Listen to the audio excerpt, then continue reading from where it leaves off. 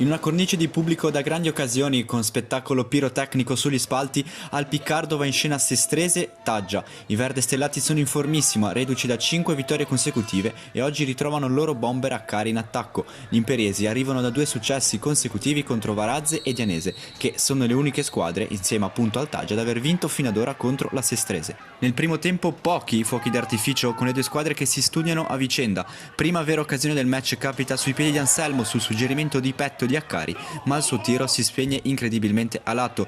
Gerbasi alla mezz'ora prova il tiro al volo, ma manca completamente la mira. Passiamo con le immagini al secondo tempo, con l'occasione da fermo del neoentrato Travella. Il suo destro a giro sfiora il 7 di pochissimo. Ancora Gerbasi prova la volée da fuori area, ma il suo tiro è facile preda di Rovetta. Negli ultimi 10 minuti aumenta il ritmo della partita, Pronesti respinge il calcio d'angolo di Zani. La palla arriva dalle parti di Bisio che con un'incornata serve Piroli in aria. Il numero 19 è abile a metterla giù e calciare con il sinistro, che però non è troppo angolato. Il numero 1 giallo-rosso respinge. All'87esimo ci prova Cuneo di testa, ma il suo tiro finisce fuori. 3 minuti più tardi il Taggia rimane in 10 uomini. L'arbitro Pasquariello manda sotto la doccia Gerbasi, forse per un fallo ai danni di Ansaldo. Rivediamo il replay per chiarire meglio le idee.